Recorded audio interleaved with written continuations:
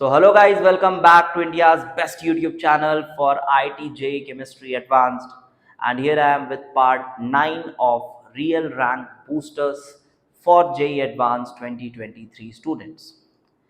I hope आपकी preparation बहुत ही शानदार चल रही होगी। अब हार्डली एक दिन बचा हुआ है आपके एग्ज़ाम को, और आई होप आप बहुत अच्छा करेंगे अगर आपने 2 साल अच्छी मेहनत की है तो। और अ, अब आपने हमारी रियल एडवांस सीरीज़ बिल्कुल अच्छे से फॉलो कर ली होगी। अगर आपने हमारी टेस्ट सीरीज़ ली थी तो उसके भी क्वेश्चंस आपने बना लिए होंगे आई होप। और ये जो हमारा रैंक बूस्टिंग कंसेप्ट हमने पढ़ा, इसके भी 9 पार्ट्स इंक्लूडिंग आज के आपने अच्छे से करने हैं।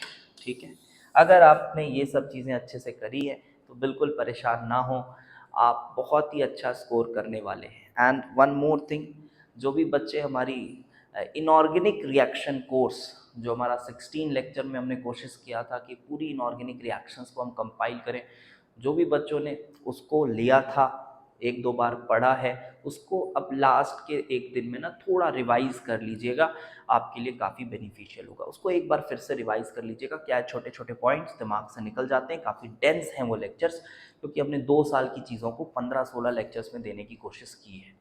होपफुली उसमें से क्वेश्चंस काफ़ी ज़्यादा मिले, मुझे भी मज़ा आएगा, आपको भी मज़ा आएगा। पॉसिबिलिटी काफ़ी ज़्यादा है कि उसमें से क्वेश्चंस आपको मिलेंगे। ठीक है, और मैं आपको बताना चाहता हूँ, जो भी नए बच्चे देख रहे हैं 24-25 एस्पायरेंट, आप हमारा केम IIT ऐप इंस्टॉल कर सकते हैं। आपको डिस्क्रिप्शन में इसका लिंक मिल जाएगा। बहुत ही अच्छे अच्छे कोर्सेज हैं। कंप्लीट फिजिकल केमिस्ट्री आप अगर मेरे से पढ़ना चाहते हैं, आप वो पढ़ सकते हैं। कंप्लीट ऑर्गेनिक केमिस्ट्री चाहते हैं, पढ़ सकते हैं। एंड इनऑर्गेनिक केमिस्ट्री का भी कोर्स हम ऑर्गेनिक ख़त्म होने के बाद फिर से लाइव कोर्स लेकर आएंगे। अब जो समय आगे है वो तो 24 और 25 वाले बच्चों के साथ ही स्पेंड करने वाले हैं पूरी तरीके से। This is gonna be the last video for 23 aspirants. मतलब क्वेश्चन वाले वीडियोस में बोला जाए तो ये लास्ट वीडियो ही है। तो काफ़ी मज़ा आया मुझे आप लोगों के साथ with all 2023 students across India. बहुत अच्छे अच्छे बच्चों के साथ इंटरेक्ट करने का मौका मिला, उनको गाइड करने का मौका मिला। डाउट्स भी काफ़ी अच्छे अच्छे आप लोगों के आए, उसको भी रिजॉल्व करने में मज़ा आया। अब बस यही है कि आप अच्छा स्कोर करें। और एक बहुत ही इम्पॉर्टेंट चीज़ कि आप अब अपने जूनियर्स को हमारे चैनल के, अगर आपको लगता है कि यार ये चैनल से आपको कुछ मिला है और जूनियर्स को भी मिल सकता है, तो आप बिल्कुल रिकमेंड करें यार। जितना ज़्यादा से ज़्यादा हो सकता है थोड़ा समय निकालें एग्ज़ाम के बाद, आफ्टर योर JEE एडवांस आप रिकमेंड ज़रूर करें लोगों को, सो दैट थोड़ा हम भी ग्रोथ करें। क्योंकि जितनी मेहनत हम कर रहे हैं, जो क्वालिटी का कंटेंट आपको प्रोवाइड कर रहे हैं, अगर आप नंबर्स देखोगे हमारे, तो वो कुछ जस्टिस नहीं करते। ठीक है, तो कभी कभी थोड़ा डीमोटिवेटेड सा फील होता है इस वजह से। तो थोड़ा सा मुझे भी मोटिवेटेड रखने के लिए आप कोशिश करें after your JEE advance exam कि चैनल को थोड़ा स्प्रेड कर दें। जितना ज़्यादा से ज़्यादा आप कर सकते हैं आप स्प्रेड करें। अबाउट द ऐप भी लोगों को बताएं, जहां पर उनको अच्छे पेड कोर्सेज बहुत ही अफोर्डेबल प्राइजेज में बहुत कुछ मिल जाता है। अब आज का जो हमारा रैंक बूस्टर है, मैं इसमें PYQs कराने वाला हूँ। कुछ अच्छे PYQs हम लेकर आएंगे और उनको करेंगे। अच्छे से क्या मतलब है, बहुत टफ टफ नहीं, बहुत टफ तो नहीं, बट कुछ ऐसे PYQs जिसके थ्रू आपके मल्टीपल कॉन्सेप्ट्स रिवाइज हो सकते हैं। कुछ ऐसे PYQs आज करेंगे। कुछ नहीं तो 10 क्वेश्चंस 10 PYQs करते हैं, कुछ अच्छे अच्छे।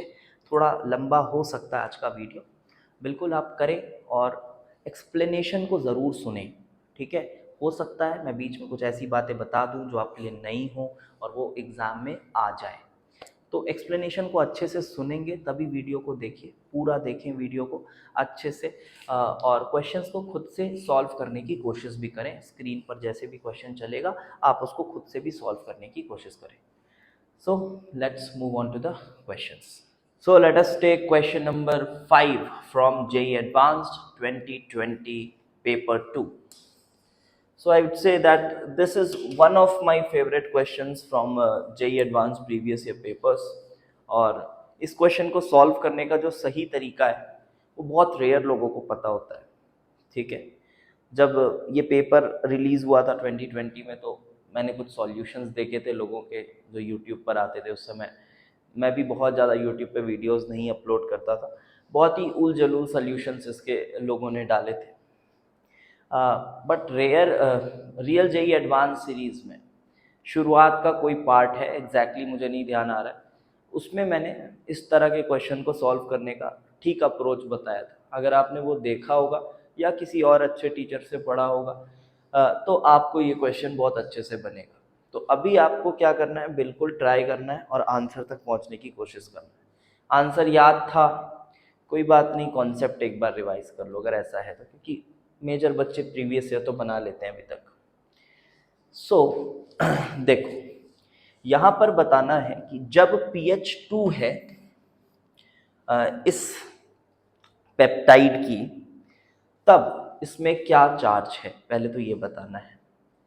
तो लगता क्या है, ऐसे रफली ऐसे कुछ भी मारोगे ना तो लगेगा अरे यार कुछ भी चार्ज तो हो सकता है, क्योंकि pH 2 मतलब बहुत एसिडिक कंडीशंस हैं। और एसिडिक कंडीशंस में आपको लग सकता है सर ये भी तो प्रोटोनेट हो सकता है, सर ये भी तो प्रोटोनेट हो सकता है, सर ये भी प्रोटोनेट हो सकता है, सर ये देखो N में लोन पेयर है, हो सकता है। कुछ बच्चों को यहाँ तक भी लग सकता है सर ये देखो लोन पेयर है, ये भी हो जाएगा, ये भी हो जाएगा, सर कुछ भी तो हो सकता है। बहुत ही अजीब सी बातें समझ में आती हैं ऐसा देखकर। बट क्या लगता है कुछ ऐसा ऐसा करेंगे आप? Obviously not. जी हाँ, तो यहाँ पर एक्चुअली में आप थोड़ा सा आयनिक इक्विलिब्रियम का एक बेसिक कॉन्सेप्ट यूज़ करेंगे और आपको कुछ acids, organic acids and organic basis की पीकेबी वैल्यूज़ या फिर आप कहो केबी वैल्यूज़ थोड़ी याद होनी चाहिए। रफली हमेशा रिकमेंडेड होता है कि अगर आप जेई एडवांस के एस्पिरेंट हैं तो आपको पीकेबी वैल्यूज़ का रेंज तो कम से कम याद होना ही चाहिए कुछ इम्पॉर्टेंट कंपाउंड्स के लिए। और यहाँ पर कोई बहुत स्पेशल कंपाउंड नहीं ऐड किया गया है, सब बहुत बेसिक कंपाउंड्स हैं, लाइक फिनॉल, अमाइड है, अमीन है, कार्बोक्सिलिक एसिड है। इनके पीके वैल्यूज़ तो आप मेंस के लिए भी याद करके जाते हैं। सो अगर मैं देखना चाहता हूँ कि कौन कौन अपने H+ छोड़ देगा तो मुझे कैसे देखना होगा, समझो। H+ छोड़ देने का मतलब क्या है, कब हम मानेंगे कि H+ छूट गया, वो सभी चीजों को ध्यान से देखो। सपोज करो तुम्हारा एक एसिड है Ha, ये H++A-, ये इसका Ka हो गया, K is equal to H+ into A- upon H। और अगर आप इस H+ को यहां ला देते हैं ऐसा, तब आप इसको थोड़ा सा समझने की कोशिश करें। A- अपॉन Ha का क्या मतलब है? A- अपॉन Ha का मतलब है कि अगर ये रेशियो 1 से बड़ा आता है, ये वैल्यू जो कि यहां से आप निकालेंगे, अगर ये रेशियो 1 से बड़ा आता है, दैट मीन्स कि ये जो A- है उसका अमाउंट मोर देन 50% है, और अब आप मानेंगे कि हाँ एक नेट चार्ज आ गया है। ठीक है, जब वो 50% से ज़्यादा अमाउंट में प्रेजेंट होगा तभी आप मानेंगे कि नेट चार्ज वहां पर आया है। अगर ये रेशियो 1 से बहुत छोटा आता है, इसका मतलब only fewer molecules have dissociated and hence we do not consider them. This is the fundamental rule. तो अब आप यहाँ पर कौन कौन दिख रहा है जो एसिडिक बिहेवियर H+ छोड़ने का काम कर सकता है? तो आपको एक फिनॉल समझ आ रहा होगा, K वैल्यू याद है 10⁻⁻10। अच्छा, ये जो अमीन्स होते हैं, अमाइड्स होते हैं, अमीन्स, अमाइड्स, ये कोई बहुत अच्छे एसिड्स तो होते नहीं हैं, है ना, बहुत अच्छे एसिड्स होते नहीं। तो उनको अभी ना देखते हुए कार्बोक्सिलिक एसिड को देखें, ये ठीक ठाक एसिड माने जाते हैं।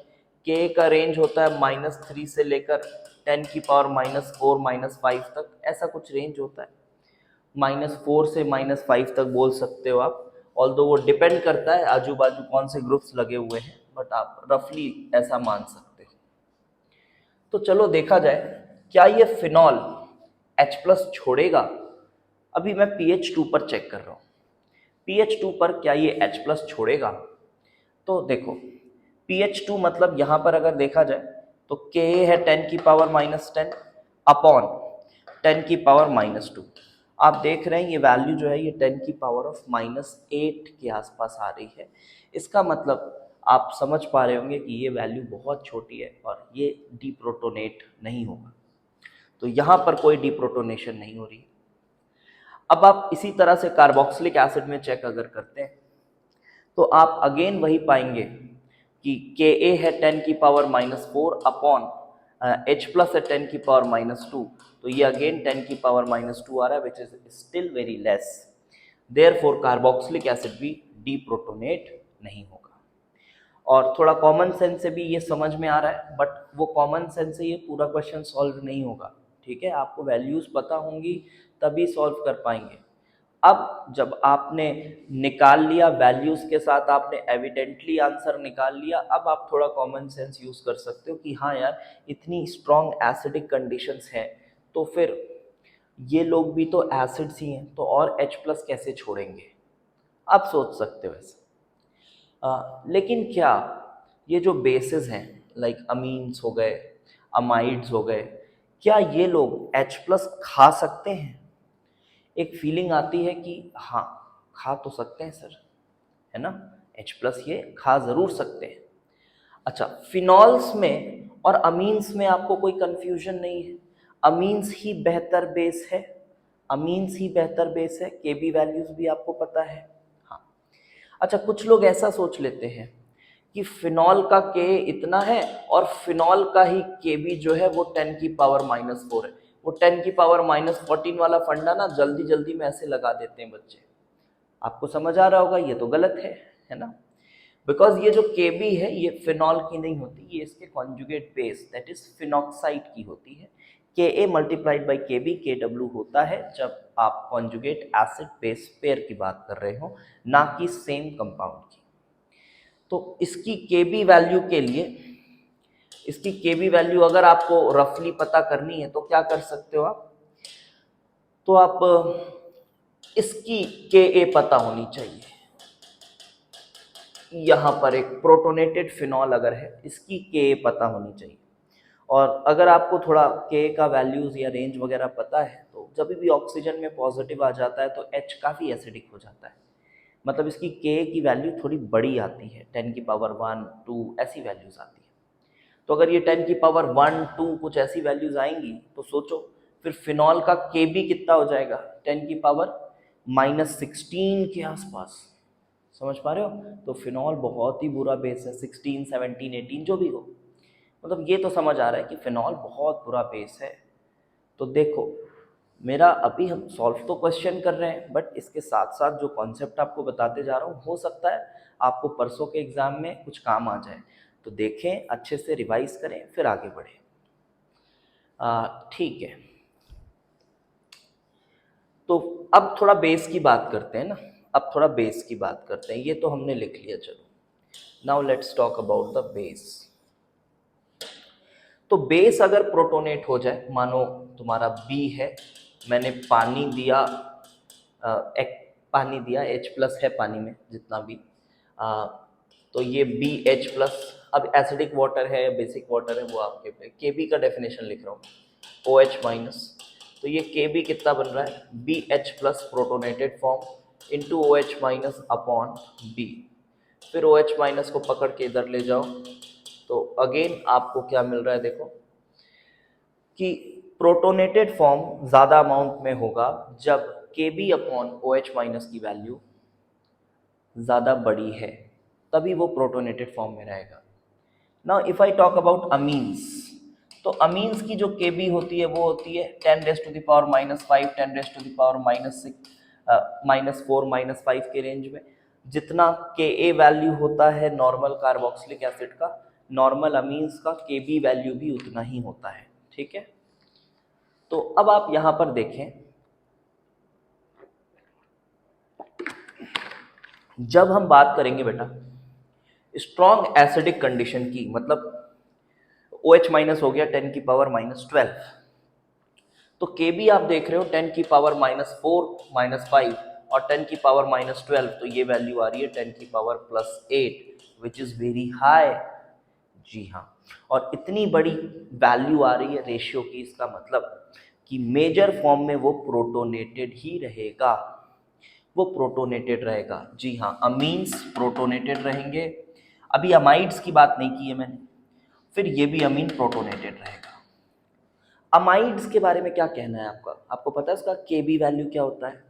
Yes, amides are very poor bases because of the delocalization of lone pair over oxygen atom present just beside nitrogen, and Kb value is something around 10⁻⁻16 -17, रद्दी बेस है, बिल्कुल रद्दी बेस है। अमाइड्स के जो सॉल्यूशन भी होते हैं वो न्यूट्रल ही रहते हैं, पानी में डालोगे अमाइड्स को ना, वो न्यूट्रल ही रहते हैं। They are neither very acidic nor basic, वो ऐसे ही हैं, फालतू होते हैं। तो आप अगर वैल्यूज भी डाल के देखें तो आप पाएंगे अमाइड्स काफ़ी अनप्रोटोनेटेड फॉर्म में ही ज़्यादा रहने वाला है। तो जब आप pH 2 पर बात कर रहे हैं, so you have a net charge of +2, because ये लोगों ने अपना H+ नहीं छोड़ा था, हमने देखा, सिर्फ अमीन्स जो है वो प्रोटोनेट हो जाएंगे, और इसलिए Z1 की वैल्यू कायदे से देखा जाए तो 2 आएगी। अब बेटा सेम काम आपको pH 6 पे करना है, चलो एक बार फटाफट से अब कर लेते हैं।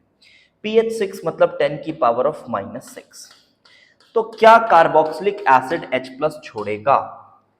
अगर आप आयनिक इतना भी कर चुके हो तो आपको समझ में आ रहा होगा, हाँ ठीक ठाक अमाउंट में छोड़ देगा कार्बोक्सिलिक एसिड, क्योंकि उसकी K 10⁻⁻4-5 के आसपास होती है, अपॉन H+ 10⁻⁻6 के आसपास है।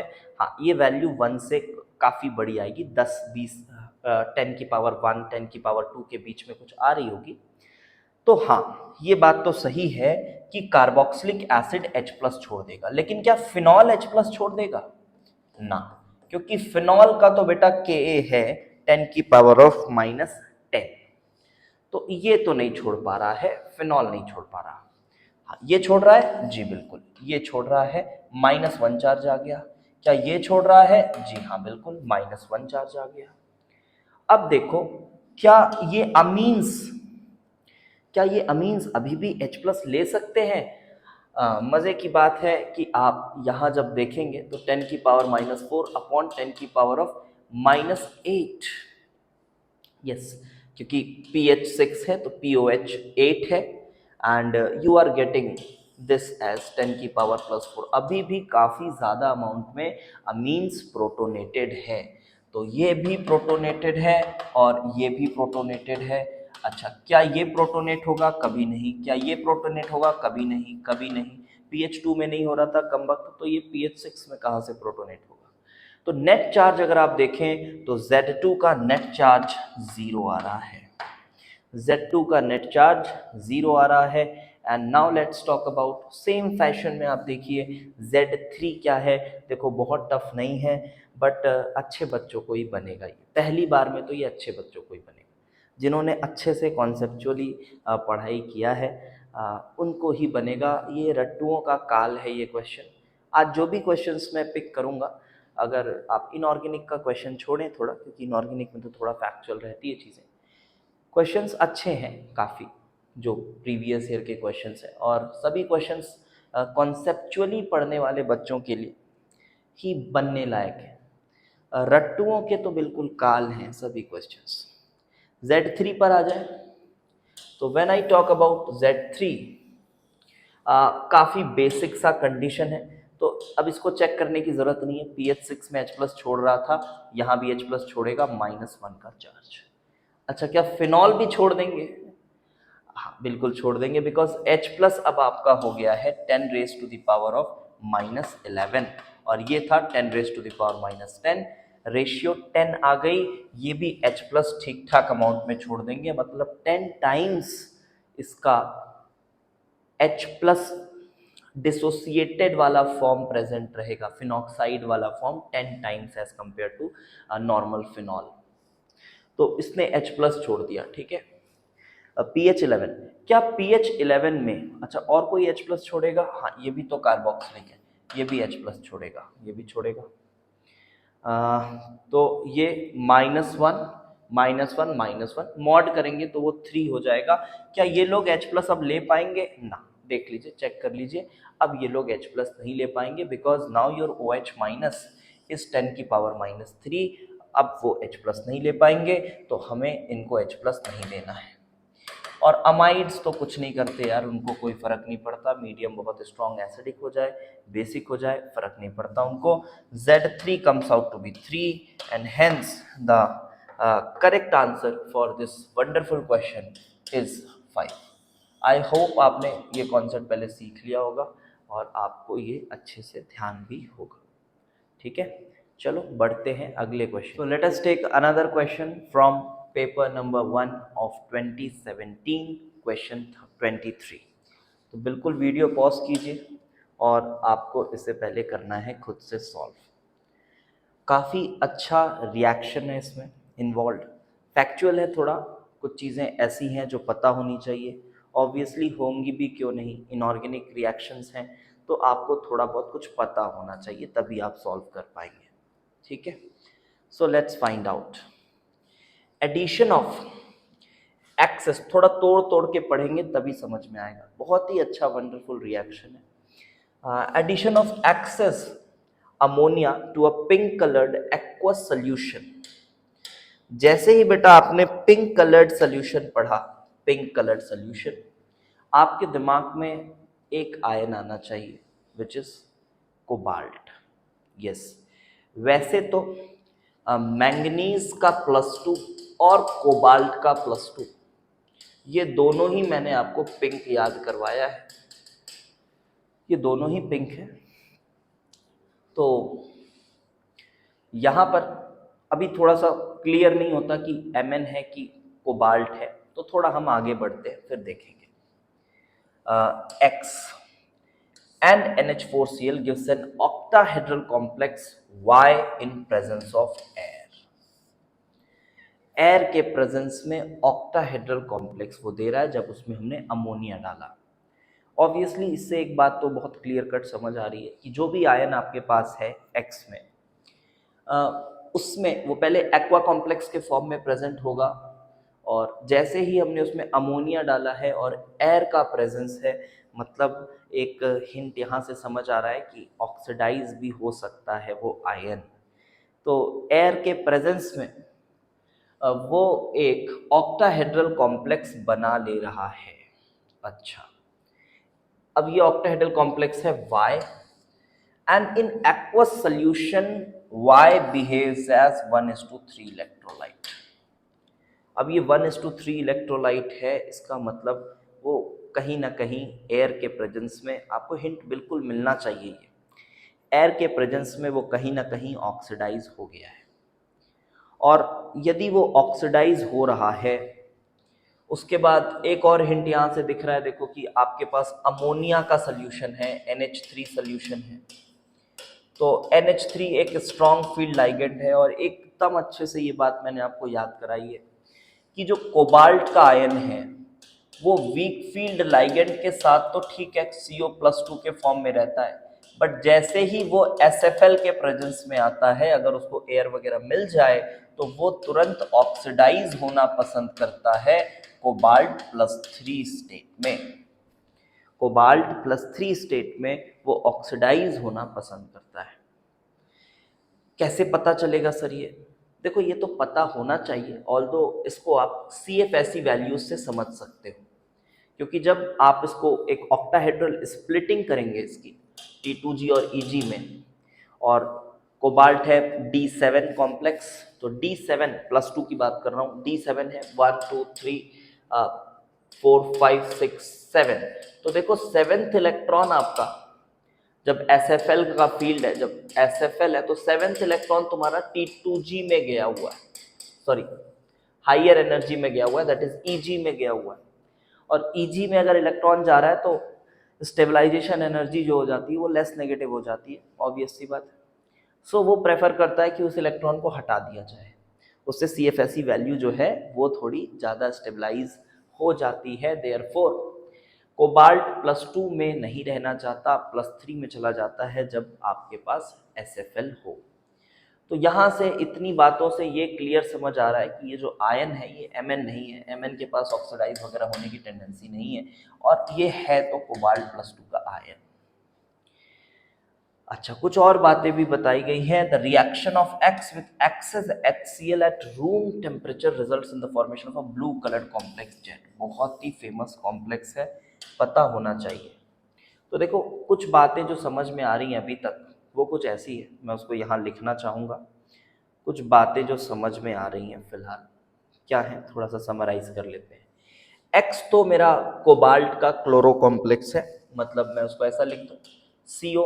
अब क्लोराइड तो बाहर ही जा रहा होगा, H2O6 एक्वा कॉम्प्लेक्स Cl2। जैसे ही हमने इसमें अमोनियम क्लोराइड डाला हुआ है, क्लोराइड आयंस का कमी नहीं है, ऑक्सीजन डाला हुआ है, अमोनिया थोड़ा एक्सेस में डाला, तो इससे आपको मिला है पिंक कलर सॉल्यूशन। ऑब्वियसली आपका वीक फील्ड लाइगेंड रिप्लेस हो जाएगा स्ट्रॉन्ग फील्ड लाइगेंड से, दैट इज NH3 और ऑक्सीडाइज हो रहा है तो यहाँ पर +3, तो 3 क्लोराइड आयंस यहाँ पर पड़े हुए हैं, तभी ये Y जो है वो 1:3 इलेक्ट्रोलाइट की तरह काम करेगा। तो reaction of excess HCl at room temperature, बहुत ही फेमस रिएक्शन। जब आप इसमें HCl डालते हैं और HCl अगर आप एक्सेस में डालें तो वाटर को क्लोराइड आयंस रिप्लेस करते हैं और ये एक टेट्राहेड्रल कॉम्प्लेक्स बनाना प्रेफर करता है। दैट इज फैक्ट है, ये थोड़ा सा आपको पता होना चाहिए। Cl4 2-।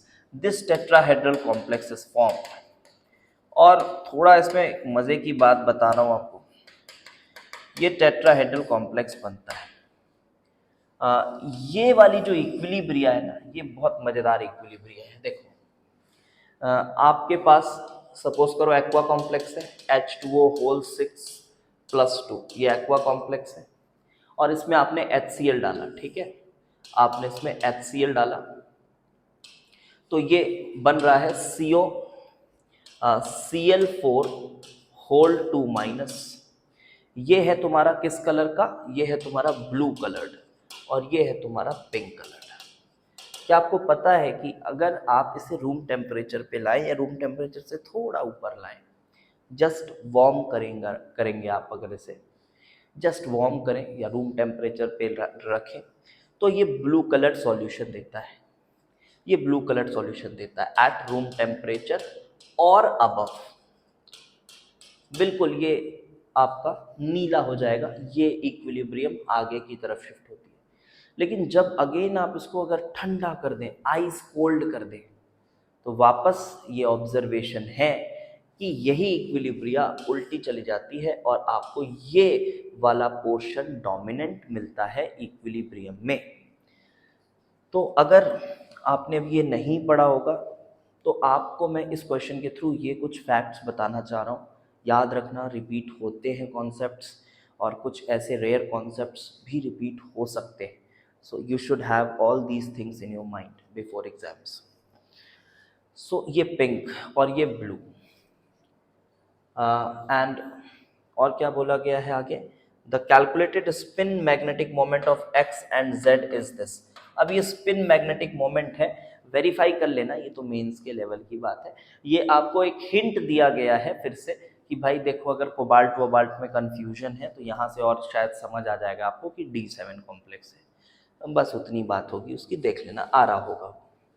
अगर आपको ये, वैसे अगर आप ठीक से क्वालिटेटिव वगैरह पढ़े हो तो आपको यहीं से समझ आ जाएगा, वो कोबाल्ट ही है। अच्छा, where is it is 0 for the complex y के लिए 0 है। y कहाँ गया यार, y कौन था, वाज दिस y? हाँ, ऑब्वियसली ऑक्टाहेड्रल है D6 के साथ, तो पूरा पेयर हो गया होगा, कोई भी अनपेयर्ड इलेक्ट्रॉन बचा नहीं होगा। Now let's look at the options. Addition of silver nitrate, अब हो गया है, सॉल्व हो गया question. Addition of silver nitrate to Y gives only 2 equivalents of silver chloride. ना, कैसे 2 दे देगा, 1:3 इलेक्ट्रोलाइट है तो 3 इक्विवेलेंट्स देने चाहिए। Hybridization of central atom of Y is D2sp3, yes inner orbital complex ही तो बन रहा है, ठीक है। Z is a tetrahedral complex, जी हाँ, कोबाल्ट भी काफी बढ़ चढ़कर टेट्राहेड्रल कॉम्प्लेक्स बनाता है, निकल की तरह, जिंक की तरह कोबाल्ट भी 3D सीरीज में अच्छे खासे टेट्राहेड्रल कॉम्प्लेक्सेस बनाता है, और यहाँ भी ये टेट्राहेड्रल ही है। When X and Z are in equilibrium, the color of the solution is pink at 0 degrees Celsius. Yes, the same fact that I just told you. So yes, the correct answer for this question is B, C, D. Okay.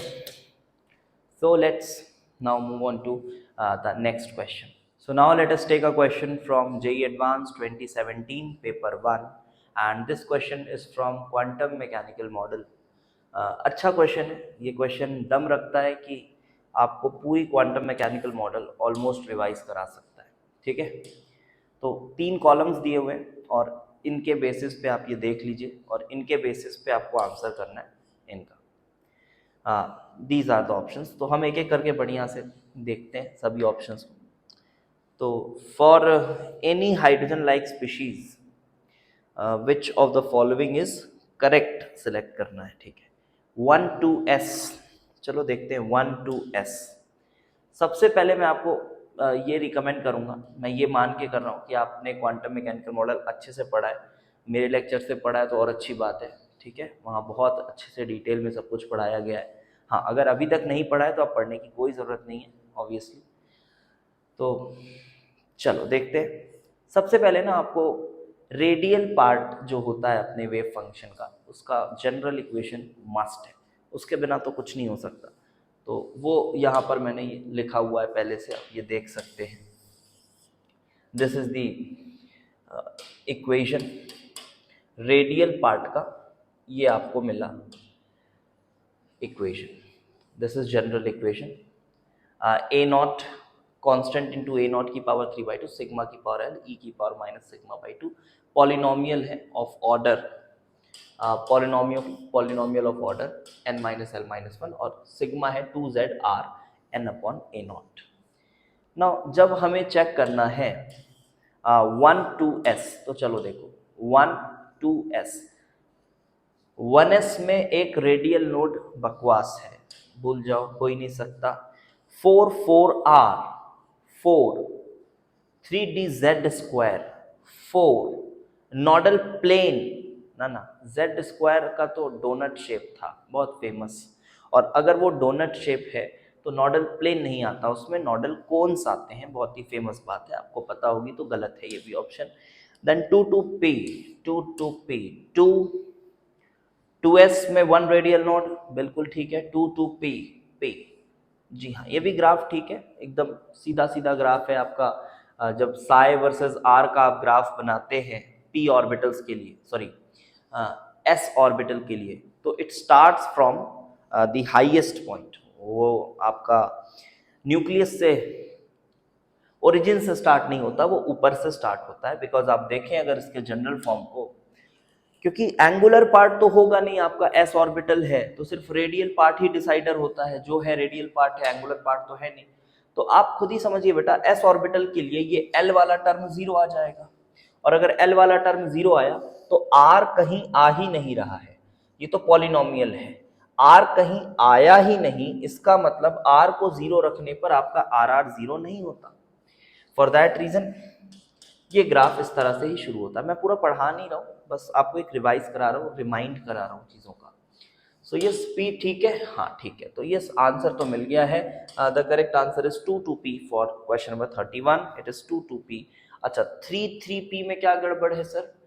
3 अच्छा 3 ठीक है, 3 अब ये तो ठीक है, check अभी नहीं कर रहे, उससे ठीक ही लग रहा है क्योंकि एंगुलर पार्ट भी है। उसको देखो 3 तो जब भी आप p ऑर्बिटल के लिए बात करेंगे, p ऑर्बिटल के लिए, तो उसका ग्राफ ओरिजिन से स्टार्ट होगा, बिकॉज वो जो सिग्मा की पावर l है वो l की वैल्यू नॉन जीरो है, दैट इज 1 है, इस वजह से वो ग्राफ वहां से स्टार्ट होगा।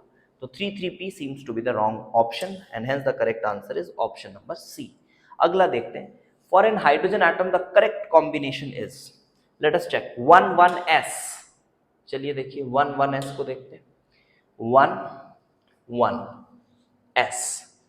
ये तो ठीक है, ये क्या है, अब क्या बोल रहा है कि ये तो बोर्स मॉडल से देख लेना यार, ये आ जाएगा आपका 27/32। वही 2 से 4 की एक्साइटेशन करानी है, 2 से 6 की एक्साइटेशन करानी है, बिलो मीन्स लेवल का क्वेश्चन, अब देख लीजिएगा, वो तो आ ही जाएगा बोर्स मॉडल से। हाइड्रोजन एटम के लिए ही बोला है, स्ट्रिक्टली फॉर हाइड्रोजन एटम, बहुत आसान है, तो वो देख लेंगे हम। पहले ये 1 1 को देखते हैं, ये क्वांटम मॉडल छुपा हुआ है इसमें, 1 1, क्या ये इसको सेटिस्फाई कर रहा है? चलिए रेडियल पार्ट को ही देखिए स्ट्रिक्टली। 1s के लिए पॉलिनोमियल वाला टर्म तो नहीं आएगा, नहीं आया है। कांस्टेंट जो भी है ठीक है, कांस्टेंट को जो भी है ठीक है। सिग्मा वाला टर्म नहीं आएगा, नहीं आया है। e की power of minus Z R by A naught लिखा हुआ है, अगर इसको देखें तो 2ZR A0 और n आपका 1 है, और बाई 2 करेंगे तो ये 2 कैंसिल हो जाएगा, और हाँ यही बैठेगा, तो ठीक है। 1 1 s, s भी सही होगा मान लेता हूं मैं, तो 1 1 s is the correct choice. आगे वाले भी देख लेते हैं। 2 1 q, लेट्स सी 2 1 q, 2 1, अब ये इसके साथ फिट हो रहा है तो इसके साथ तो फिट नहीं होगा, तो ऑब्वियसली ये गलत है। देन 1 1 p, 1 ठीक है, 1 ठीक है, 1 ठीक है, p p ये है ना, ना कटेगा ही नहीं ना, क्योंकि आपके पास कोई भी रेडियल नोड होता नहीं है, तो ये आपका यहाँ से कटता है ही नहीं, तो ये भी देखो समझ में आ गया गलत है। 1 4 r, लेट्स सी 1 4, अरे नोडल प्लेन कहाँ से हो जाएगा यार, एस ऑर्बिटल में नोडल प्लेन होने का कोई चांस ही नहीं है, गलत है ये। So yes, correct answer is option A. देखो ये सॉल्व करने की जरूरत ही नहीं पड़ी, वैसे कोई बहुत बड़ी चीज थी नहीं वो। For He plus ion the incorrect combination is, strictly He plus ion की बात हो रही है। 1 1 r, अच्छा 1 1 r क्या इनकरेक्ट बताना है ना, ध्यान से। 1 ठीक है, 1 ठीक है, r probability density is maximum at nucleus. यहां मेजर बच्चों ने गलती की होगी पक्का, अगर ठीक से वो लोग नहीं पढ़े रहते ना तो यहां गड़बड़ी कर देते हैं। उनको ये लगता है कि न्यूक्लियस में तो इलेक्ट्रॉन हो ही नहीं सकता है, तो प्रोबेबिलिटी डेंसिटी तो न्यूक्लियस पे मैक्सिमम हो ही नहीं सकती, तो ये उसको रॉन्ग मार्क कर देते हैं। बट मैं आपको बता दूं, अगर आपने लेक्चर्स अच्छे से फॉलो किए होंगे मेरे, तो बहुत अच्छे से आपको पढ़ाया मैंने। एस ऑर्बिटल्स के लिए साई स्क्वायर मैक्सिमम होता है जब r 0 को टेंड कर रहा है, जब r 0 है, 0 है, 0 को टेंड क्या बोलूं मैं, 0 ही है बोल दूं, अगर 0 है तब आपका साई स्क्वायर मैक्सिमम होता है, और प्रोबेबिलिटी डेंसिटी एक्चुअली में साई स्क्वायर ही है, यूनिट वॉल्यूम में डेंसिटी, यूनिट वॉल्यूम में डेंसिटी नहीं, यूनिट वॉल्यूम में इलेक्ट्रॉन को पाए जाने की प्रोबेबिलिटी, वो है साई स्क्वायर। और जब न्यूक्लियस की बात होती है तो हमें अगर न्यूक्लियस पे प्रोबेबिलिटी चाहिए, प्रोबेबिलिटी डेंसिटी नहीं, प्रोबेबिलिटी चाहिए, तो हम क्या करते हैं, साई स्क्वायर और न्यूक्लियस की वॉल्यूम को मल्टीप्लाई करते हैं, फिर हम बोलते हैं कि यार न्यूक्लियस का वॉल्यूम तो बहुत ही छोटा होता है, उस यूनिट वॉल्यूम से बहुत छोटा होता है, इसलिए ये ऑलमोस्ट जीरो है वैल्यू डीवी की, तो ये प्रोडक्ट भी ऑलमोस्ट जीरो हो जाता है। तो प्रोबेबिलिटी डेंसिटी न्यूक्लियस पे मैक्सिमम होने का मतलब ये नहीं है कि न्यूक्लियस में इलेक्ट्रॉन की प्रोबेबिलिटी मैक्सिमम है, ऐसा नहीं है। यस, तो मैथमेटिकली देखें, सब साई स्क्वायर करेंगे तो समझ में आ रहा है मैक्सिमम होगा जब r 0 है, r 0 है तो ये मैक्सिमम होगा, बट इसका ये मतलब नहीं है कि इलेक्ट्रॉन वहाँ होने की प्रोबेबिलिटी ज़्यादा है। तो ये कोई ऐसा टॉपिक नहीं है कि आप कुछ भी अपने से कुछ भी ख्याली पुलाव पका के आप टिक करते जाएं, आपको मैथमेटिक्स आनी चाहिए इसके पीछे की जो इन्वॉल्व है। तो क्या ये सही है? जी बिल्कुल सही ऑप्शन है, और काफ़ी खुशी हुई मुझे ये पॉइंट देखकर, एक अच्छा कॉन्सेप्ट जेई ने इंट्रोड्यूस किया है। सो 1 1 r करेक्ट है, हाँ करेक्ट है, तो आंसर नहीं है। 2 2 q, लेट्स सी 2 2 ठीक है, 2s में 1 रेडियल नोड, ठीक है, 2 2 q probability density at nucleus is a not की पावर ऑफ 3, a नॉट का क्यूब है, हाँ बिल्कुल ठीक है। क्योंकि जब आप 2s की बात कर रहे हो, देखो फिर से ये वाले पार्ट को, प्रोबेबिलिटी डेंसिटी मतलब साई स्क्वायर, और s ऑर्बिटल के लिए आपका रेडियल पार्ट आपको दिख गया, this is radial part, proportionality चाहिए, पूरा इक्वल तो पूछा नहीं है। तो जब आप साई का स्क्वायर करोगे तो 1/a0 का पावर क्या बैठेगा, 3 बैठेगा, जी हाँ। तो ये यहीं पर लिखा हुआ है a0 की पावर दिस, तो yes this is also correct option. So 2 2q, is it correct? Yes, it is correct. Then 1 3r, let's check 1 3r, 1 3 बकवास है। 1s ऑर्बिटल में आपका एंगुलर पार्ट कहाँ से आ रहा है, तो 1 3r is the wrong choice. 1s देखो, 1s तो पीछे भी चेक किए थे क्या, हाँ यही तो था, 1s तो करेक्ट था, यहाँ पर चेक किए थे। तो 1 3r is the answer, yes. So for this question the correct answers are, बढ़िया क्वेश्चन था, this is C A C। अब देखो, अगर आपने क्वांटम पढ़ा है तो आपके लिए बहुत आसान है, तो आप ये ना सोचें अरे यार ये तो बहुत आसान क्वेश्चन था, नहीं, आसान इसलिए क्योंकि आपने क्वांटम अच्छे से पढ़ा है। जेई एडवांस का ही पेपर बहुत आसान है अगर आपने अच्छे से पढ़ा है। जैसे आसान और टफ ना किसी के रिस्पेक्ट में होता है। जैसे अब मैं बोलूँ मेरे लिए जेई एडवांस का पेपर, मैं तो बोलूँगा मेरे लिए बहुत आसान है क्योंकि मैं वही पढ़ ही रहा हूँ, वही कर रहा हूँ, वही पढ़ा रहा हूँ, तो मेरे लिए तो सभी आसान है। तो एक जनरल पर्सपेक्टिव में आसान है कि टफ है वो कॉन्क्लूड किया जाता है। तो मेजर बच्चे ये पोर्शन को बहुत अच्छे से नहीं पढ़ के आते हैं, इसलिए, और अगर थोड़ा भी नहीं पढ़ा हुआ है तो ये नहीं बनेगा, इसलिए हम इसको टफ बोल सकते हैं, ठीक है। So done. So now let's move on to the next question. So now let us take a question from 2018 paper 1 and this is from organic chemistry. बहुत टफ नहीं है बट थोड़ा अलग टाइप का क्वेश्चन है, अच्छा मैकेनिज्म यूज किया गया है, देयरफॉर हम चलो इसको प्रेजेंट करते हैं। So treatment of benzene with COHCl in presence of anhydrous AlCl3 followed by the reaction with acetic anhydride followed by in presence of sodium acetate gives compound X। तो ये X पता करना तो कोई बहुत बड़ी बात है नहीं, ठीक है, वो आपको ऐसे ही ओरली पता चल गया होगा और हम भी ओरली ही बताएंगे, उनके मैकेनिज्म्स आपने बहुत पढ़े हैं। तो COHCl के साथ जब आप ट्रीट करोगे तो it will form benzaldehyde, AlCl3 COHCl, Gatterman-Koch type reaction। And when you have a acetic anhydride with sodium acetate, this is nothing but simple Perkins condensation mechanism, you know very well, and by Perkins condensation you will get cinnamic acid। तो कहानी शुरू होती है यहाँ से, हमारे पास cinnamic acid आ चुका है, ये हमने मान लिया। And now the question starts।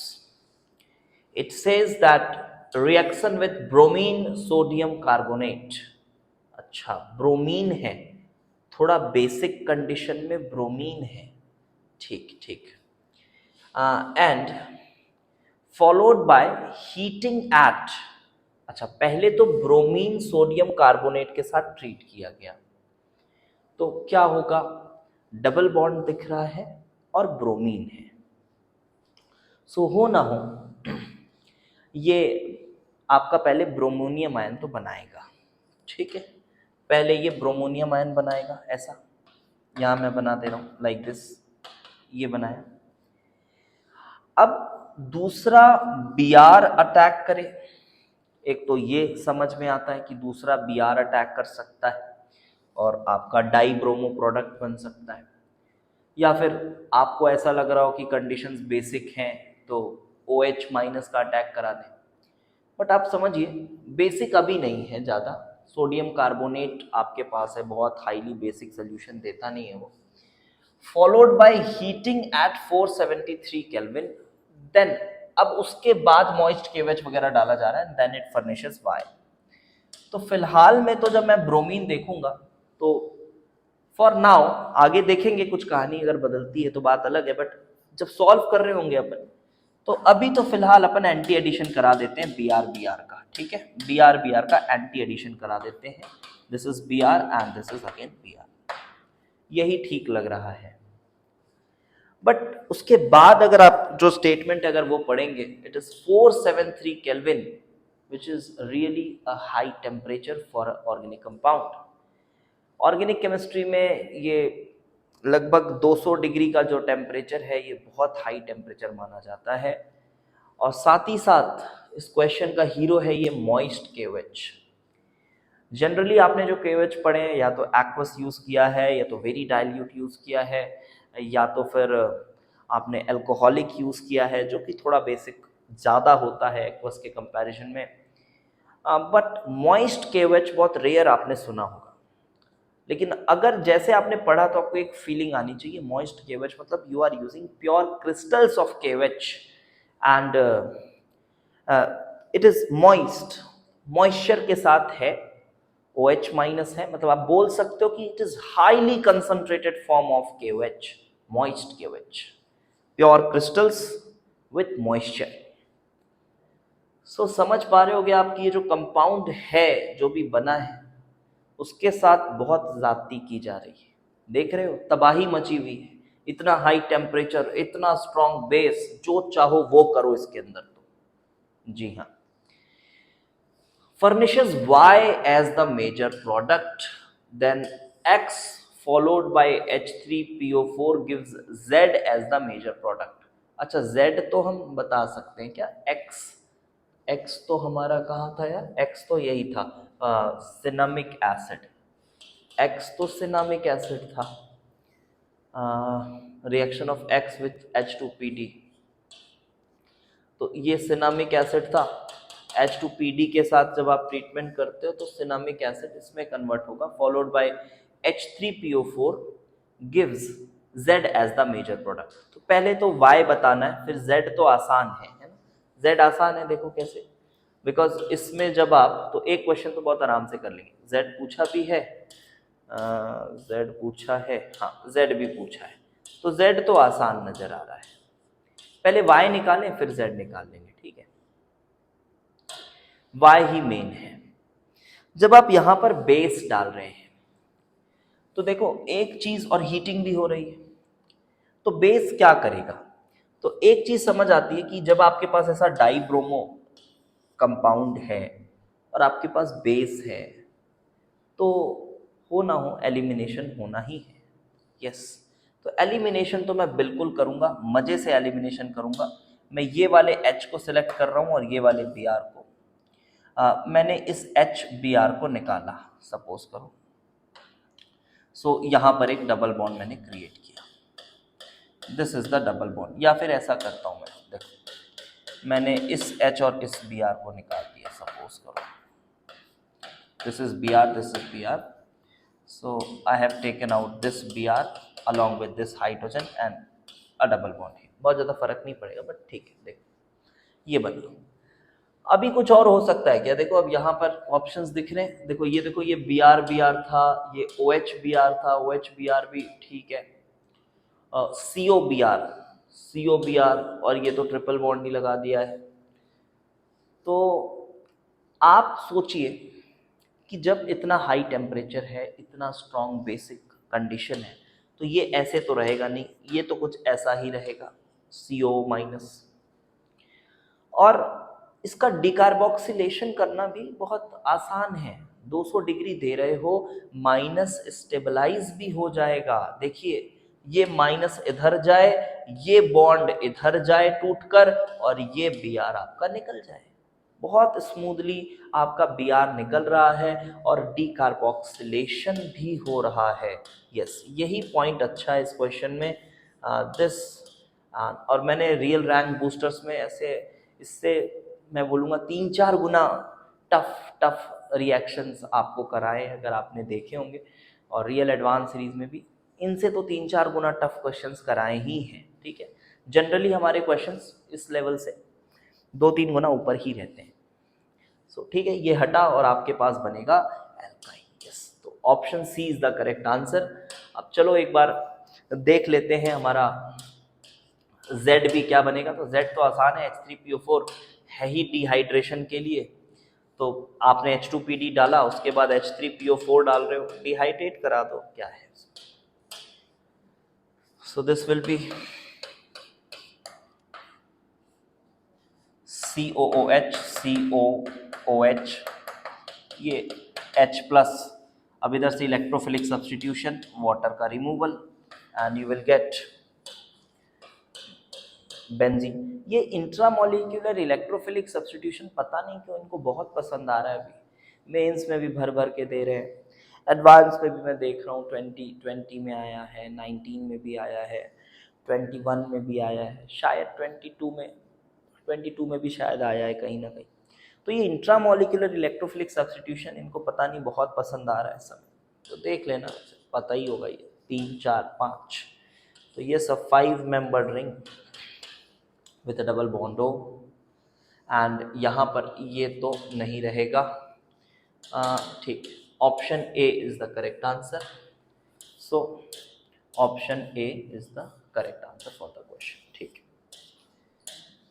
चलिए, so now let's move on to the next question. So now let us take a question from JEE Advanced 2021 paper 1, और ये जो क्वेश्चन नंबर 18 है आपको इसे अभी सॉल्व करना है। और मैं कहूँगा कि ये जो क्वेश्चन था 2021 में, ये जो क्वेश्चन नंबर 18 है, ये बहुत ही सुंदर क्वेश्चन है अगर देखा जाए तो, इसको अगर एक्चुअली सॉल्व किया जाए तो। बट मैं कहूँगा 99% ऑफ सॉल्यूशंस, जी हाँ 99% ऑफ सॉल्यूशंस जो इधर उधर अवेलेबल हैं वो बिल्कुल गलत ही मुझे नज़र आए इस क्वेश्चन के लिए। और ये क्वेश्चन मुझे अच्छे से याद है, जब मेरे बच्चों ने ये एग्ज़ाम देकर आया था 2021 का, तो तुरंत आए थे फिर देखने के लिए कि सर क्या हुआ, कौन सा क्वेश्चन कैसा होगा, क्या होगा। तो इस क्वेश्चन का आंसर उन्होंने कुछ अलग ही तरीके से सॉल्व किया था जो जनरल सॉल्यूशंस देख रहे हैं, और मैंने उनको प्रोडक्ट कुछ अलग से बना के दिखाया था। शुरू में घबरा गए थे कि सर ये तो अलग ही बना दिए हो आप और हमारा तो अलग प्रोडक्ट बना है।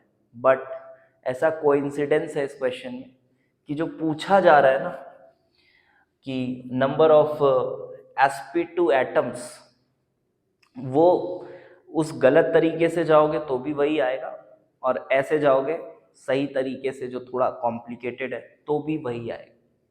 सिंस ये JEE एडवांस का एग्ज़ाम है तो हमें बहुत ही बारीकी से सोचना पड़ेगा और फिर उसके हिसाब से आंसर करना पड़ेगा। ऑल्दो उस एंगल से सोचना थोड़ा टफ है यहाँ पर, वो आप तभी कर पाओगे जब आपने अच्छी अच्छी जो लेवल की किताबें हैं, जैसे एक एग्जांपल देता हूँ, अक्षय चौधरी की जो बुक है उसका लेवल 2 जो है, अगर आपने उसको बहुत ही फ्रीक्वेंटली सॉल्व किया है, अच्छे अच्छे रीअरेंजमेंट्स और रिएक्शन मैकेनिज्म आपका एकदम साउंड है, तभी आपको वो अप्रोच नज़र आएगा, अदरवाइज आपको भी नहीं नज़र आएगा। तो जो नॉर्मल सोल्यूशन इसमें समझ में आता है, जो ऑब्वियसली आपको भी दिख गया होगा कि O3 एक्सेस मतलब ओजोनोलिसिस हो रही है, तो नॉर्मली कुछ ऐसा करा देते हैं, ये 5, इधर कुछ 8 मेंबर की रिंग है शायद, फिर ये 5 है ना, समथिंग लाइक दिस, ठीक तो है हाँ। अब ओजोनोलिसिस कराओगे तो ये double bond O, double bond O, double bond O and double bond O, ऐसा कुछ, फॉलोड बाय फिर NH2OH एक्सेस। अच्छा, NH2OH का जो रिएक्शन होता है यहाँ पे मेंशन करना चाहिए, बट ये कब होता है, थोड़ा एसिडिक मीडियम में होता है ना, इवन NCERTs में भी आपने पढ़ा है एसिडिक मीडियम में होता है ये रिएक्शन, तो it should be mentioned over there कि ये थोड़ा एसिडिक मीडियम में रिएक्शन होता है। तो आप कुछ इस तरह का करेंगे कि इसको हटा देंगे और फटाफट से यहाँ पर जो आपने रटा हुआ है ये कुछ ऐसा कर देंगे, और ये करने से भी आपका जो आंसर आएगा वो क्या आ रहा है, नंबर ऑफ sp2 एटम्स। तो अब ये ऑक्सीजन का लोन पेयर सिंस रेजोनेंस में है, तो अगर ये रेजोनेंस में है लोन पेयर, तो इस ऑक्सीजन एटम को भी आप sp2 मानेंगे, ठीक है, आप sp2 मानेंगे इस ऑक्सीजन एटम को, तो 4 ऑक्सीजन एटम हो गए sp2, कार्बन भी चारों sp2 हो गए, और चारों नाइट्रोजन भी sp2 हो गए, तो आंसर तो आ गया 12। अब आपको लग रहा होगा यार ये क्या बकवास क्वेश्चन सर करा रहे हो, बट ये जो अप्रोच है ये बिल्कुल मेंस लेवल का अप्रोच है, ये गलत अप्रोच है। मेंस लेवल पे ठीक है, लेकिन उन्होंने पूछ गलत लिया है यार, थोड़ा sp2 हाइब्रिडाइज्ड एटम पूछ लिया है, इसी में कुछ और तरीके से पूछते ना, जैसे कि सपोज करो शायद डिग्री ऑफ अनसैचुरेशन पूछते, तो तब मज़ा आता, तब आंसर अलग आता इसमें, और जो सही अप्रोच है उसमें। सही अप्रोच देखते हैं, चलो कोई बहुत रॉकेट साइंस नहीं है इसका, जो सही अप्रोच है आप नॉर्मल मैकेनिज्म ही है, बट उस समय बच्चों को याद आना वो इम्पोर्टेंट है। चलो मैं थोड़ा नीचे, यहाँ पर जगह है मेरे पास तो मैं इधर बताता हूँ। सो फर्स्ट ऑफ ऑल, तो पहले तो आप O3 एक्सेस के साथ वही काम कराओ, O3 एक्सेस के साथ आप वही कराओ, 5 membered ring, then 8 membered ring,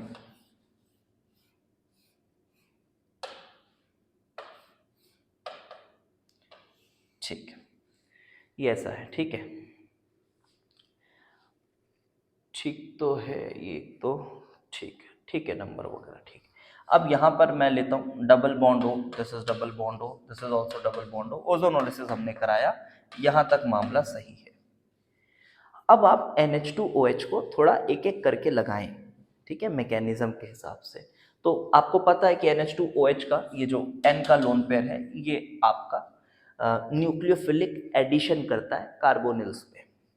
तो ये न्यूक्लियोफिलिक एडिशन करेगा तो N, तो ये यहाँ से हटाओगे, O माइनस इसके H प्लस को दे देना, ये तो छोटी मोटी बात है, H प्लस को दे दिया आपने, फिर यहाँ पर OH बचा। अब देखो यहाँ पर एक H है और लोन पेयर है, बाजू में ये है, क्या आपको साइक्लाइजेशन होती दिख रही है? जी हाँ, दिखनी चाहिए।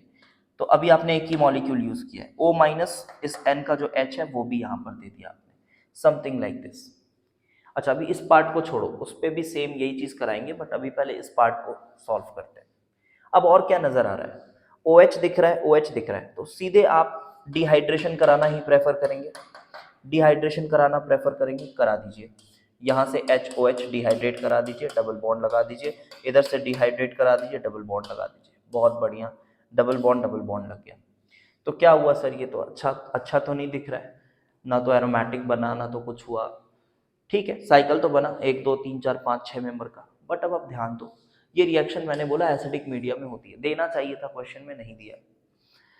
आप इसको प्रोटोनेट करेंगे, जैसे आप ये प्रोटोनेट करेंगे, ये बढ़िया लीविंग ग्रुप बनता हुआ दिख रहा है, और जैसे ये बढ़िया लीविंग ग्रुप है, तो now just have a look at this, leaving group आपके पास है, हल्की स्लाइटली एसिडिक मीडिया है, टॉटोमराइजेशन हो सकता है, जिसके साथ ये H इधर, ये इधर और वाटर बाहर, एरोमेटिक हो जाएगी रिंग। आप ध्यान से देखें, पायरिडिन जैसा कुछ दिख रहा होगा, ये सिग्मा इलेक्ट्रॉन क्लाउड इधर, ये इधर, और ये आपका हो गया बाहर।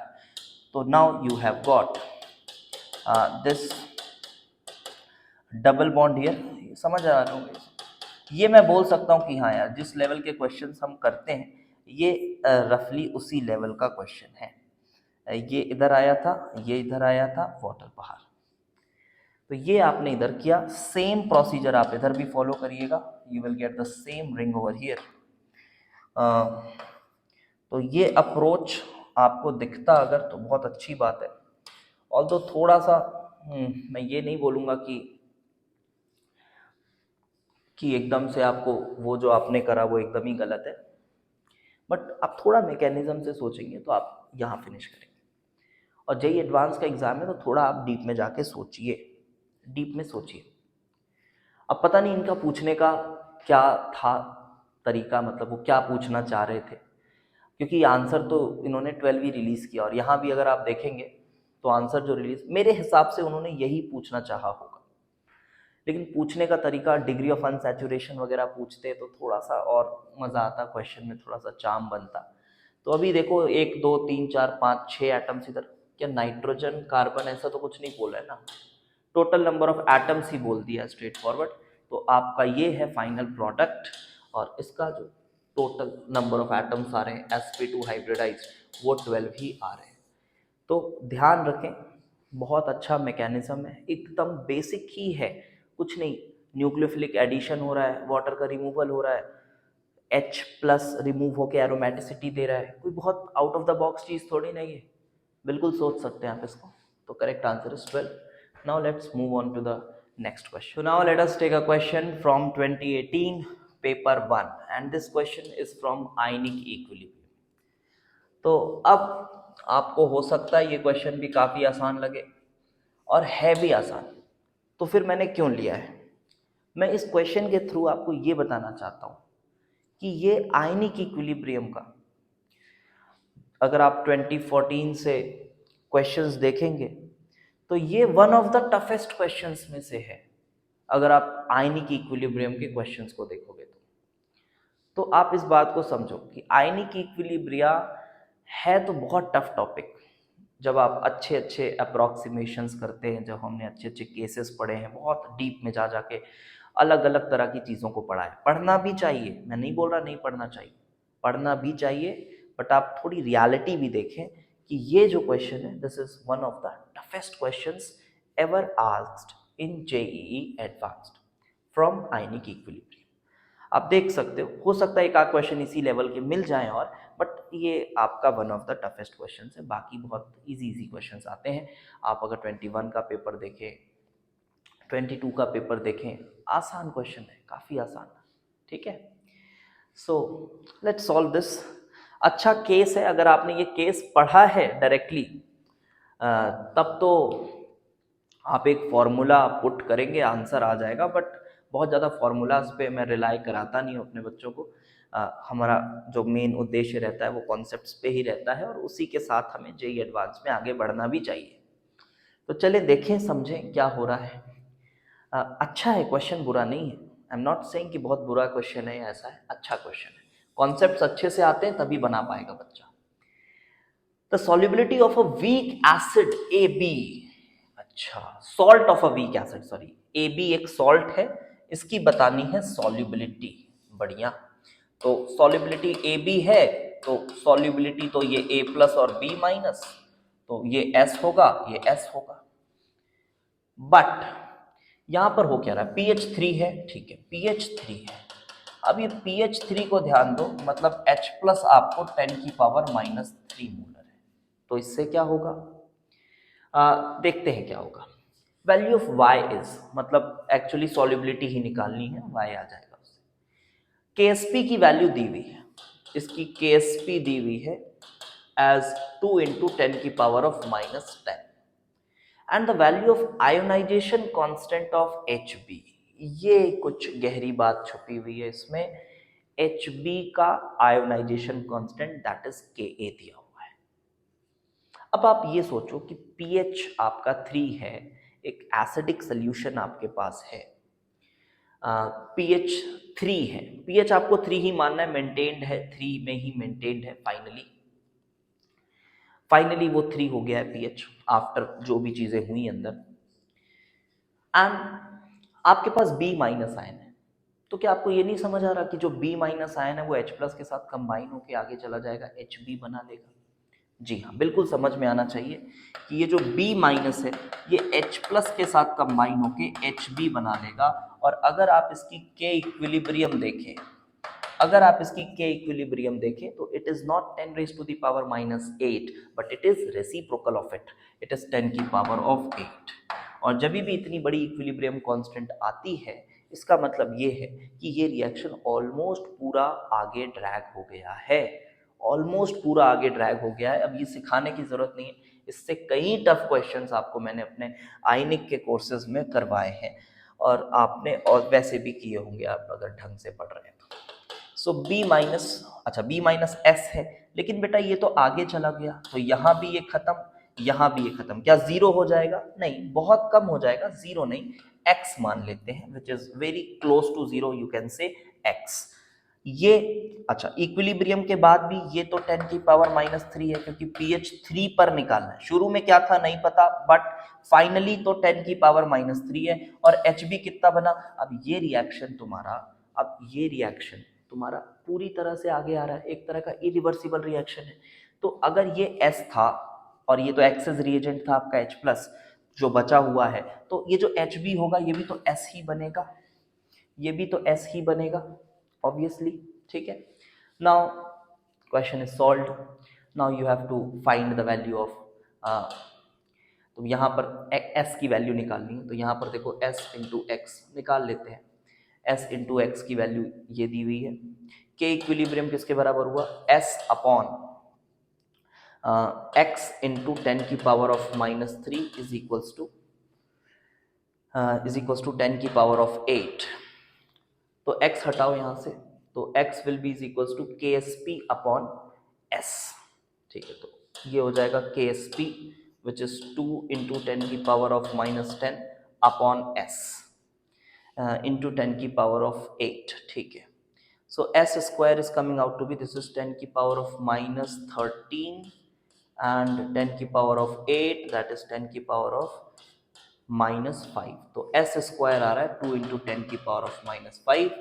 हमें चाहिए 10⁻³ के फॉर्म में, तो इसे आप लिख सकते हो S square is equals to 20 into 10⁻⁻6। तो 20 का चाहिए मुझे रूट, तो y is actually under root of 20। अब आपको डेसिमल में रिपोर्ट करना है तो डेसिमल में कर लो, जिसमें करना है कर सकते हो। So y is equals to under root of 20। ठीक है, तो ये था आयनिक इक्विलिब्रियम का question. So now let us take the last question for today and this is also from JEE advanced 2018 paper 2। बढ़िया क्वेश्चन है ये भी। ऐसे क्वेश्चंस में क्या होता है मैं बताऊं, आप पहले ट्राई करो, फिनिश करने का कोशिश करें क्वेश्चन को। ठीक है, हो सकता है आपने किया हो बट फिर से करें, अच्छा क्वेश्चन है, कॉन्सेप्ट्स रिवाइज होंगे इसमें। और मैं बताऊं इस क्वेश्चन में कभी कभी ऐसा होता है कि ये बड़े बड़े क्वेश्चन देखकर बच्चे आधे दूर में ही छोड़ देते हैं, बोलते हैं अरे यार इतना कुछ डेटा दिया हुआ है कैसे करेंगे, नहीं बनेगा। आप बिल्कुल, अगर आपका कंसेप्ट बहुत स्ट्रांग है ना, जो कोर कंसेप्ट है, तो ये बहुत आराम से आप बना ले जाओगे, बहुत आराम से। ठीक है, आप बस क्वेश्चन को अच्छे से कायदे से पढ़ा करो, बहुत मुश्किल नहीं होते हैं क्वेश्चंस। आप कायदे से अगर क्वेश्चंस को पढ़ोगे बहुत आराम से स्मूथली आप बना ले जाओगे। ठीक है, सो लेट्स फाइंड आउट कि क्या करना है इसमें। So it says that the surface of copper gets tarnished by the formation of copper oxide. Copper में कॉपर ऑक्साइड लग जाता है, टार्निशिंग हो जाती है। तो इस वजह से नाइट्रोजन को पास कराया जा रहा है, ऑक्सीजन ना करके नाइट्रोजन को पास कराया जा रहा है during heating copper at 1250 kelvin. अच्छा, हीट करते समय नाइट्रोजन को पास कराया जा रहा है, लेकिन नाइट्रोजन में एक दिक्कत है कि उसमें थोड़े बहुत वाटर के वेपर्स हैं इम्प्योरिटी के तौर पर, जिसकी वजह से कॉपर ऑक्सीडाइज हो जा रहा है कॉपर ऑक्साइड में, फिर से वो टार्निश हो जा रहा है और हम नहीं चाहते कि ऐसा हो। ठीक है, बढ़िया, अभी कुछ नहीं, बस मैं आपको क्वेश्चन पढ़ के बता रहा हूं। Now if pH2 is the minimum partial pressure of hydrogen needed to prevent, बढ़िया बात है, आप हाइड्रोजन का कुछ अगर प्रेशर रखेंगे कुछ एक पर्टिकुलर प्रेशर पर, ये प्रिवेंट हो जाएगा रिएक्शन आगे आने में। तो जैसे ही आपने पढ़ा प्रिवेंट द ऑक्सीडेशन, तुरंत दिमाग में आना चाहिए कि ये रिएक्शन को आपको नॉन स्पॉन्टेनियस बनाना है, ऑक्सीडेशन प्रिवेंट करना है, रिएक्शन नॉन स्पॉन्टेनियस बनाना है। आप बोल दो कि ये ग्रेटर देन 0 होना चाहिए, या इक्वल टू 0 भी हो जाएगा तो प्रैक्टिकली तो वो होगा नहीं रिएक्शन, तो it should be greater than और इक्वल टू 0, ऐसा मैं लिख देता हूँ। पूछ मिनिमम पार्शियल प्रेशर रहा है तो मैं इक्वल टू 0 बोल के भी सॉल्व कर सकता हूँ, कोई दिक्कत नहीं। So the value of LnPH2 is, देखो अभी मैंने पढ़ा ना एक बार क्वेश्चन, तो आपको थोड़ा आसान लग रहा होगा अगर आप पहली बार कर रहे हो अगर इस क्वेश्चन को। तो टोटल प्रेशर दिया हुआ है 1 बार, R की वैल्यू दी हुई है, फिर Ln10 की वैल्यू दी है, अगर काम आता है कहीं तो ठीक है। अब देखो ये दो रिएक्शन का डेल्टा जी डिग्री दिया हुआ है, तो ऑब्वियसली ये जो हिंट होगा इससे मुझे इसका डेल्टा जी डिग्री मिल रहा होगा। देखो मिल रहा है, पल्टो रिएक्शंस को H2O, इसको ऐसा घुमा दो, और अगर आप इसे घुमाते हैं O2 कैंसिल होगा, Cu2 उधर रहेगा, H2 उधर होगा। जी हाँ, इसे घुमा दीजिए और दोनों रिएक्शंस को आप ऐड कर दीजिए, तो you will get the delta G degree for this, quite obvious. So इसका डेल्टा जी डिग्री मुझे मिल गया है। मैं कैलकुलेशन मैं डायरेक्टली आपको बता देता हूँ, जो वैल्यू आपको मिल रही है दैट इज एक्चुअली 10⁻5 जूल पर मोल, और सिंस किलो जूल में चाहिए मुझे, अच्छा जूल पर मोल में ही दिया हुआ है, तो इट इज 10⁻5 जूल पर मोल। ये डेल्टा जी डिग्री है इस रिएक्शन की, इस रिएक्शन की डेल्टा जी डिग्री आ गई। ठीक है, बस अब आपको क्या करना है, अब आपको करना है इस रिएक्शन को बनाना है नॉन स्पॉन्टेनियस। तो डेल्टा जी डिग्री के लिए आप सिंपल फॉर्मूला जो है अपना उसे यूज करेंगे। So now let us use the formula that is delta G degree. Delta G is equal to delta G degree plus R T L N Q. और यहाँ पर Q क्या है, राइट साइड है हाइड्रोजन, तो L N partial pressure of hydrogen upon partial pressure of water जो कि left side है। और पावर दोनों का 1-1 है, बाकी तो सॉलिड है कॉपर और कॉपर ऑक्साइड, तो उसको इन्वॉल्व हम करेंगे नहीं।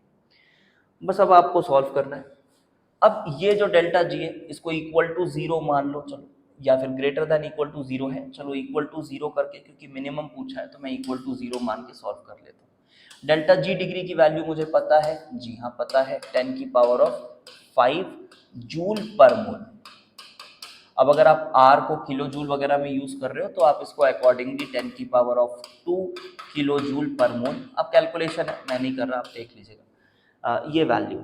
लेकिन मुझे P ऑफ H2 चाहिए। देख रहे हो कितना बड़ा क्वेश्चन था, लेकिन कॉन्सेप्ट पता है तो कितना आसानी से हो जाता है।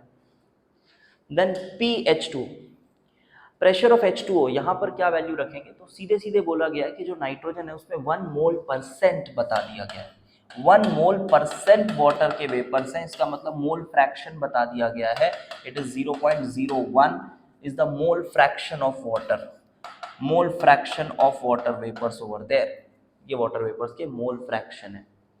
और टोटल प्रेशर लिखा हुआ है 1 atm का टोटल प्रेशर है, तो आपको partial pressure of H2O simple Dalton's law से मिल जा रहा है 0.01, this is partial pressure of H2O। Just put this value over there and बस अब आप लॉग वॉग खोल के सिंप्लीफाई कर लीजिए, उधर 0 है, डेल्टा जी डिग्री की वैल्यू है, you will get the value of LnPH2 as it should be greater than or equal to, obviously, but मैं इक्वल टू वाली वैल्यू रिपोर्ट करूंगा, इट इज -14.6। सो ये वैल्यू है आपकी and your answer for this question is -14.6। So I hope आपको ये questions करके मज़ा आया होगा और आपकी प्रिपरेशन बहुत ही शानदार होगी। So all the best for your examination. और काफ़ी मज़ा मुझे भी आया थ्रू आउट द ईयर, आप सभी अच्छे बच्चों को गाइड करके फॉर JEE एडवांस 2023। बस आपसे अब एक रिक्वेस्ट है कि अब आपको अगर लगा होगा कि हाँ यार चीज़ें आपको क्वालिटी की मिल रही हैं, ऐप में जो हमारी चीज़ें हैं वो क्वालिटी की हैं, तो आप बिल्कुल अपने जूनियर्स को रिकमेंड करें about the channel, about the app, so that मुझे थोड़ा सा और ग्रोथ मिले, उसकी वजह से थोड़ा और मोटिवेटेड फील करूं और बेहतर बेहतर चीज़ें लोगों के लिए लाता रहूं for their better JEE advance preparation. ठीक है, थैंक्स फॉर वॉचिंग।